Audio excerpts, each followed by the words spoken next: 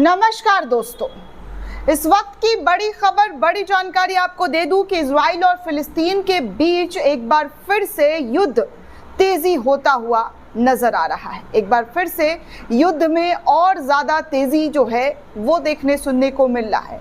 लगातार इजराइल फिलिस्तीन के नागरिकों को निशाना बना रहा था, आम लोगों को निशाना बना रहा था, आम बिल्डिंग्स पर बम गिराकर तबाही मचाई जा रही थी। यहाँ तक कि छोटे छोटे नवजात बच्चों के साथ भी इजराइल की तरफ से कोई भी नरमियत नहीं अपनाई गई। अब इसी के सपोर्ट में इजराइल, जी हाँ, इजराइल के ऊपर यमन जो है कहर बनकर टूटता हुआ नजर आ रहा है। कहर बनकर दोस्तों टूटता हुआ नजर आ रहा है। साफ तौर पर अभी आपको खबर बता दूं तो इजराइल पर यमन का अब तक का सबसे बड़ा हमला जो है वो कर दिया गया है। ताबड़तोड़ 37 बैलिस्टिक मिसाइल जो है इजराइल के अंदर दाग दी गई है। इजराइल में अफरा तफरी का माहौल जो है वो देखने सुनने को मिल रहा है। हर तरफ कोहराम मचा हुआ है, तबाही का मंजर इजराइल के अंदर देखने सुनने को मिल रहा है।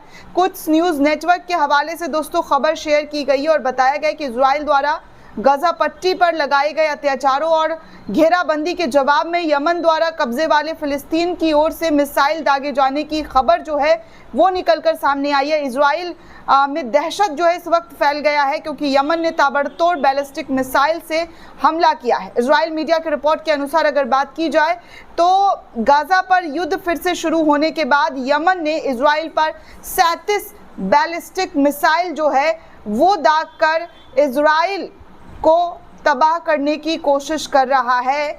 इजराइल पर एक बार फिर से यमन का प्रकोप जो है वो देखने सुनने को मिल रहा है। वहीं अमरीश मिश्रा ने भी एक तस्वीर शेयर की और बताया कि यमन का इजराइल पर हमला फिर से शुरू हो गया है।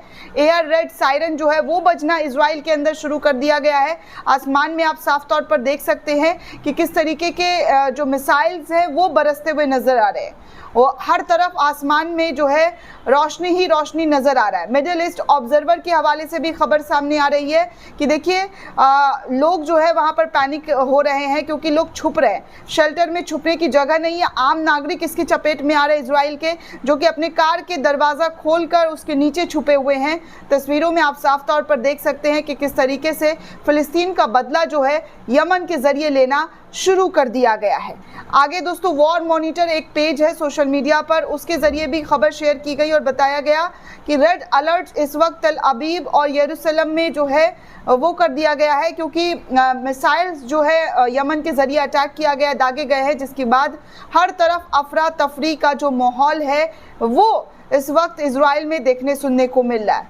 द कार्डल न्यूज़ ने भी ऐसे ही कुछ शो किया है जहां पर बता रहा है कि फुटेज शो साफ तौर पर दिखाई दे रहा है कि किस तरीके से इजराइल के आम लोग जो हैं पैनिक क्रिएट कर रहे हैं, डर के मारे कांप रहे हैं, थर्रा रहे हैं, अपनी जान बचाते हुए नजर आ रहे हैं क्योंकि यमन ने बैलिस्टिक मिसाइल से हमला कर दिया है। इजरायली मीडिया के रिपोर्ट की बात की जाए तो इजरायली मीडिया के जरिए दोस्तों जो है 37 बैलिस्टिक मिसाइल्स जो हैं अभी अचानक से, जी हाँ, रिपोर्ट यही आ रही है कि अभी अचानक से जो है इजराइल पर दागे गए हैं, जहां पर इजराइल के अंदर हर जगह पर सायरन बजने की जो आवाज़ है वो दिखाई और सुनाई दे रही है। जितनी तेज़ी से इजराइल फिलिस्तीन को मिटाने की कोशिश कर रहा है उतनी ही तेज़ी से यमन और हुती विद्रोही के जरिए इजराइल पर ताबड़तोड़ मिसाइल दागा जा रहा है। और कहा जा रहा है कि दोस्तों इजराइल को हर एक उसके ज़रिए किया गया है, हर एक जान की कीमत जो है उसको चुकानी पड़ेगी, ऐसा यमन के प्रवक्ता के जरिए, हुती के